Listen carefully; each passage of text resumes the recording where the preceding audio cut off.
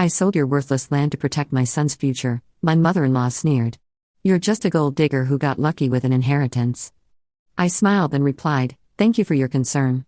She had no idea that beneath that worthless, the day I discovered my inheritance was gone started like any other. I was reviewing property records for my grandfather's land, 500 acres of seemingly worthless desert in Nevada, that he left me 5 years ago, except the records show a different owner, Desert Sun Development LLC. My hands trembled as I stared at the screen. This had to be a mistake. My name is Sarah Mitchell, and at 32, I was about to uncover just how far my mother-in-law would go to control her son's life and destroy mine. It's done, Patricia's voice cut through my shock. I turned to find her standing in my home office doorway, perfectly coiffed as always in her designer suit.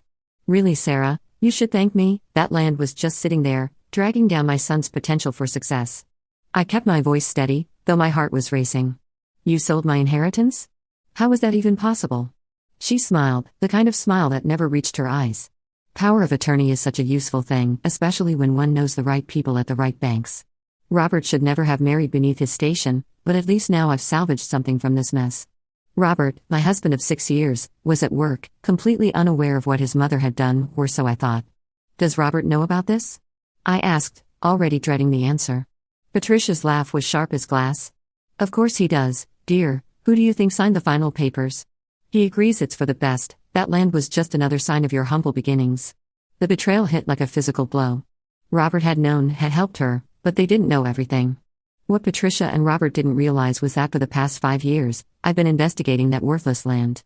My grandfather, a geologist, hadn't been senile when he left it to me, as Patricia constantly implied. He'd been brilliant. 3 months ago, I confirmed what he'd suspected all along. The land sat on one of the largest lithium deposits in North America. I've been quietly laying groundwork, setting up meetings with mining companies, preparing for the moment I'd announce the discovery, and now they'd sold it. My inheritance, my future, my chance to prove I was more than just the gold digger Patricia accused me of being. But I hadn't spent years studying geology and business management to crumble at the first setback. Thank you for your concern, I said calmly, closing my laptop. I'm sure you did what you thought was best. Patricia's triumphant smile faltered slightly at my lack of reaction. Well, yes, I did. For Robert's sake, of course. Of course, I echoed, standing up. Would you excuse me? I have some calls to make. She left, clearly disappointed by my composed response. She'd expected tears, pleading, maybe even threats. Instead, she got calm acceptance, which I knew from experience would disturb her more than any emotional outburst. The moment she was gone, I pulled out my phone and called Marcus, my grandfather's old friend, and my secret business partner for the past 3 years. They sold the land, I said without preamble. What? How? Patricia, she somehow got power of attorney. Robert helped. Marcus swore softly. The lithium deposit? They don't know about it, I cut in. They think they sold worthless desert. I need you to find out who Desert Sun Development LLC really is. And Marcus, we need to move fast. I spent the next hour making calls, activating contingency plans I hoped I'd never need. By the time Robert came home that evening, I was ready. He found me in the kitchen, calmly preparing dinner as if nothing had changed, as if he hadn't just helped his mother steal my inheritance. Mom said she talked to you today, he began, loosening his tie. About the land sale. I kept chopping vegetables, my movements precise. She did. Sarah, you have to understand, that was just sitting there, not generating any income. Mom found a buyer willing to pay good money for it. It was the sensible thing to do. I set down the knife and turned to face him. And you didn't think you should discuss this with me first? He had the grace to look uncomfortable. You're too emotional about these things. It was your grandfather's land, I know, but sometimes we have to make hard business decisions. Hard business decisions, I repeated, like forging documents to sell property that doesn't belong to you? No one forged anything, he protested. Mom had power of attorney. Power of attorney that was mysteriously granted 2 weeks ago, according to the documents. Tell me, Robert, how did that happen when I was never even asked about it? He shifted, avoiding my eyes. Mom has connections at the bank, she expedited things. She committed fraud, I said flatly. And you helped her. Don't be dramatic, he scoffed.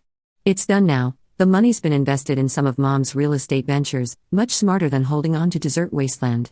I thought about the geological surveys hidden in my private cloud account, the mineral analysis reports, the preliminary contracts I've been negotiating with mining companies, all the work I'd done in secret, knowing Patricia would try to interfere if she found out. How much? I asked. What? How much did you sell it for? He smiled, clearly relieved I was asking about money rather than ethics. 2 million, a great price for land like that. 2 million. The lithium deposits were worth billions. I see, I said, turning back to my vegetables, and I suppose Patricia's real estate ventures are doing well? They will be, he said quickly. Mom knows what she's doing. I bet she does, I thought. Just not as well as she thinks. That night, as Robert slept soundly beside me, I slipped out of bed and made my way to my office. Marcus had come through with information about Desert Sun Development, LLC. As I'd suspected, it was a shell company, but not one of Patricia's. The real buyer was Clayton Industries, one of the largest mining companies in the country. They must have done their own surveys, discovered what I already knew. Patricia, in her eagerness to control everything, had unknowingly sold $1 billion lithium deposit for a fraction of its worth. My phone buzzed with a text from Marcus. Meeting set for tomorrow, 9 a.m. They don't know about the sale yet. I smiled in the darkness. Patricia thought she was teaching me a lesson about power. Instead, she was about to learn one about knowledge.